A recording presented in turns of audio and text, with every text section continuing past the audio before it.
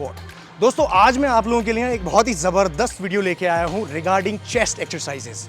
आज हम चेस्ट की वो सारी एक्सरसाइजेस डिस्कस करेंगे फ्रॉम वर्स्ट टू बेस्ट, यानी कि कौन सी सबसे बेकार एक्सरसाइज है चेस्ट की और कौन सी सबसे अच्छी है, वो मैं आज आपको बताने वाला हूँ। ठीक है, तो चलिए स्टार्ट करते हैं वीडियो को विदाउट वेस्टिंग एनी टाइम। और अगर आपको ये वीडियोस पसंद आते हैं ना तो भाई थम्स अप बटन को जरूर क्लिक करना, उससे मिलती है हमें मोटिवेशन, और सब्सक्राइब जरूर करना। बहुत साउंड आ रहा है बट फिर मेक इट, लेट्स गो। तो भाई पहली एक्सरसाइज जो आप लगाते हो ना, जिसको मैं आपका सिर्फ 1 स्टार दे रहा हूं 5 में से, यानी कि सबसे लास्ट नंबर पे ये एक्सरसाइज है, वो है प्लेट चेस्ट प्रेस, जो आप बेंच पे ऐसे लगाते हो, राइट। सो प्लेट चेस्ट प्रेस के आपने देखा होगा लोगों को ऐसे प्लेट पकड़ते हैं और उसके बाद ऐसे लेट के ये प्रेसेस करते हैं। अब इतना नीचे सबसे लास्ट में मैंने इस एक्सरसाइज को इसीलिए रखा हुआ है ना, क्योंकि बायोमैकेनिकली अगर देखें तो ये एक्सरसाइज आपके अलाइन नहीं होती ग्रेविटी के साथ, और आपके पेक्टोरलिस यानी कि चेस्ट के मसल्स के साथ फंक्शन में नहीं अलाइन होती। चेस्ट का क्या फंक्शन है, पेक्टोरलिस मसल का क्या फंक्शन है, आपके ह्यूमरस बोन को यानी कि हाथ को, बेसिकली इस आर्म को यू एडक्ट करना, यानी कि centre line of the body के पास लेके आना। जब भी आप फ्लाइज करते हो, प्रेसेस करते हो, तो ये होता है। अब जब आप प्लेट प्रेसेस कर रहे हो तो क्या हो रहा है, देखो, ठीक है, ये जब आप प्लेट प्रेस कर रहे हैं तो आप देखो ये एल्बोस कितने पास आ रहे हैं आपके, ठीक है। चेस्ट में एक्टिवेशन हो रहा है लेकिन इतना नहीं हो रहा है कि ये आपके चेस्ट को ठीक तरीके से हिट कर पाए। ये ज़्यादा आपके ट्राइसेप पे काम कर रही है, और साथ ही साथ आप इसमें बहुत ज़्यादा ओवरलोड नहीं ले पाएंगे। कोई भी एक्सरसाइज हम इसीलिए भी करते हैं ताकि उसमें हैवियर वेट्स का इस्तेमाल किया जा सके और मसल को ब्रेक ज़्यादा किया जा सके, जो यहाँ पे करना थोड़ा सा टफ है। इसीलिए आप जब ये करेंगे तो बहुत लाइट वेट से ही कर पाएंगे, और एक्टिवेशन आपका ज़्यादा ट्राइसेप में आएगा, थोड़ा बहुत चेस्ट में आएगा।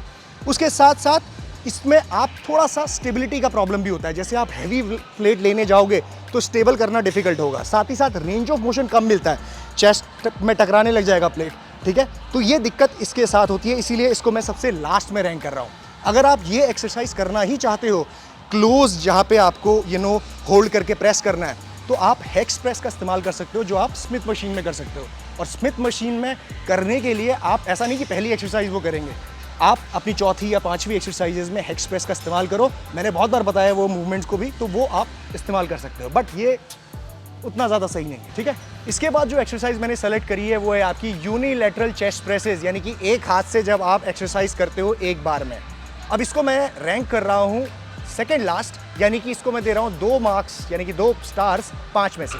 अब इसके साथ प्रॉब्लम क्या है, देखो, जब भी आप ये 1 2 3 इस तरह की एक्सरसाइज करते हो तो लाइट वेट में तो ठीक है, कोई प्रॉब्लम नहीं है, आप आराम से कर पाओगे। जैसे ही वेट हैवी होने लगेगा तो ये स्टेबिलिटी का प्रॉब्लम आने लगता है, ठीक है। एक्टिवेशन आपके चेस्ट के मसल में होगा क्योंकि आप फंक्शन कर रहे हो, बट ये जो एक्सरसाइज है ये लैक करती है आपके स्टेबिलिटी में। साथ ही साथ आप इसमें ओवरलोड नहीं कर पाओगे मसल को, ज़्यादा हैवी लोड नहीं उठा पाओगे। जैसे ही हैवी जाओगे मूवमेंट गड़बड़ा जाएगा, ठीक है। तो इसीलिए ये एक्सरसाइजेस इतनी ज़्यादा इफेक्टिव नहीं होती जब आप बात करते हैं दूसरी एक्सरसाइजेस से, चेस्ट की से कंपेयर करते हैं। इसीलिए इसको सिर्फ मैं 2 स्टार दे रहा हूँ। उसके साथ साथ अगर आपको इसको यूज़ करना ही है तो कौन लोग कर सकते हैं जिनको मसल इम्बैलेंस का प्रॉब्लम है। मान लो कि मेरा राइट साइड का चेस्ट वीक है, तो मैं राइट साइड के चेस्ट प्रेसेस सिंगल हाथ से कर सकता हूँ, ठीक है।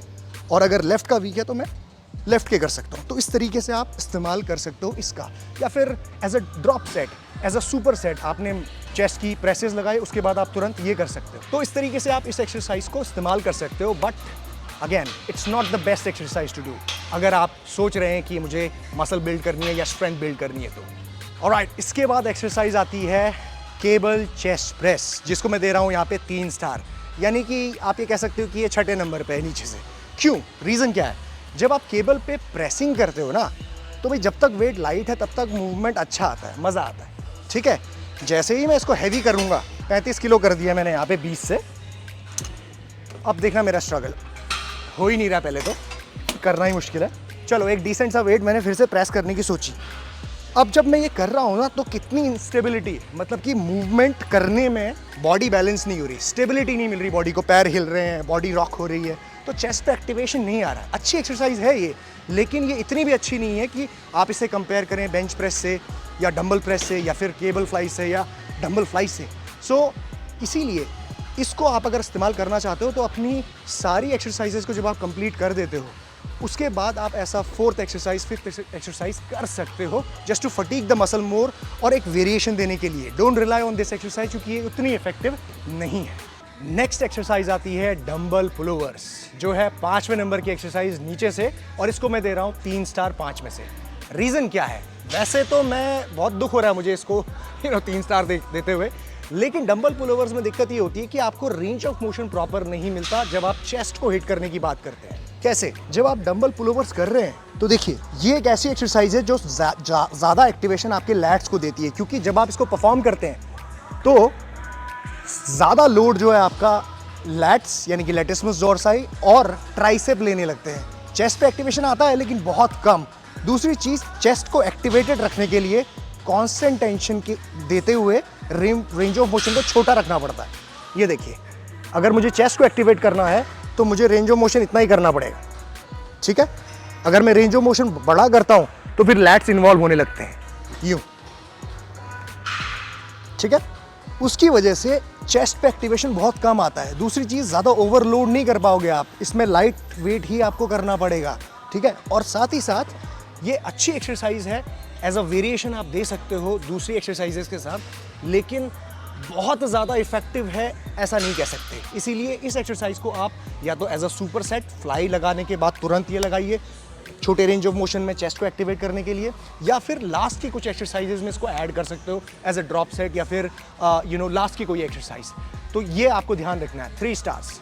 ऑलराइट, इसके बाद जो एक्सरसाइज आती है जिसको मैं चौथे नंबर पे रख रहा हूँ नीचे से, और जिसको मैं देता हूँ 4 स्टार, वो है डंबल फ्लाइज। बहुत ही अच्छी एक्सरसाइज है, अमेजिंग, चेस्ट पे बहुत अच्छा काम करती है, बहुत अच्छा रेंज ऑफ मोशन मिलता है, आपके पेक्टोरलिस मेजर और माइनर दोनों एक्टिवेट होते हैं। लेकिन एक प्रॉब्लम इसमें भी है, इसीलिए इसको 4 स्टार दिए हैं। वो प्रॉब्लम ये है कि पूरे रेंज ऑफ मोशन में आपको मसल में टेंशन नहीं रहती। देखिए, जब आप फ्लाई करते हो तो फ्लाई करते हुए यहाँ तक आपको टेंशन मिल रही है, यहाँ तक मिल रही है, यहाँ तक मिल रही है, लेकिन जैसे आप यहाँ पहुँचते हो, डंबल ये पॉइंट जब क्रॉस करता है तो फिर टेंशन जो है ऐसे होने लगती है, जो आपके चेस्ट के फंक्शन में नहीं आता।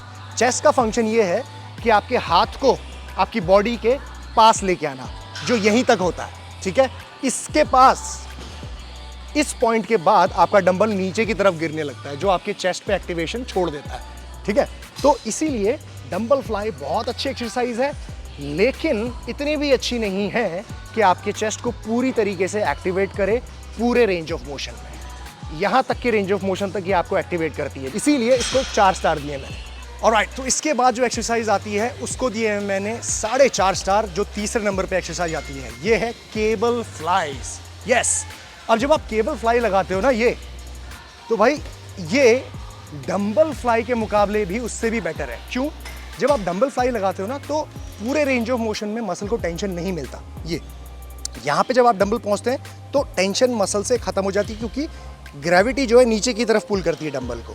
इसमें ऐसा नहीं होता, इसमें कांस्टेंट टेंशन आपकी मसल में रहती है। जब आप फ्लाइज लगा रहे हैं तो ये पूरे रेंज ऑफ मोशन में टेंशन आपके मसल में होती है, तो ये ज़्यादा इफेक्टिव है आपके डंबल फ्लाइज से, इसीलिए 4.5 स्टार में दे रहा हूँ इसको। साथ ही साथ आपका रेंज ऑफ मोशन जो है वो ज़्यादा डीपर स्ट्रेच आपके चेस्ट को मिलता है, और रिस्क ऑफ इंजरी कम है डंबल के कंपैरिजन में, क्योंकि डंबल जब आप फ्लैट में या फिर किसी में भी डंबल करते हो तो चांसेस हो सकते हैं कि आपके शोल्डर में इंजरी हो जाए, लेकिन इसमें ऐसा नहीं है।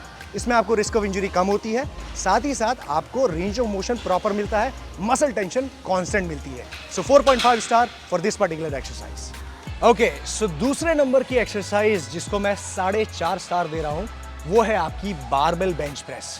क्या रीज़न है इसका? क्योंकि बारबेल बेंच प्रेस जब भी आप लगाते हो ना तो ये एक ऐसी एक्सरसाइज, एक ऐसी कंपाउंड मूवमेंट है जिसमें आप बहुत हैवी वेट उठा सकते हो, हैवी लोड, और मसल बिल्डिंग का, स्ट्रेंथ बिल्डिंग का एक बहुत सीधा सीधा रिलेशनशिप होता है लोड के साथ। जब जिस भी एक्सरसाइज में आप हैवी वेट उठा पाओगे तो आप अपने मसल को ज़्यादा ब्रेक करोगे, अपने मसल की स्ट्रेंथ ज़्यादा बढ़ाओगे, तो मिलता है, और रिस्क ऑफ इंजरी कम है डंबल के कंपैरिजन में, क्योंकि डंबल जब आप फ्लैट में या फिर किसी हो जाए, लेकिन इसमें ऐसा नहीं है।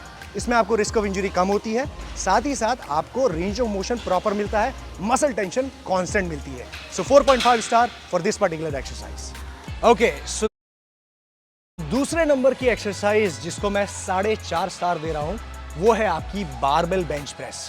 क्या रीजन है इसका? क्योंकि बारबेल बेंच प्रेस जब भी आप लगाते हो ना तो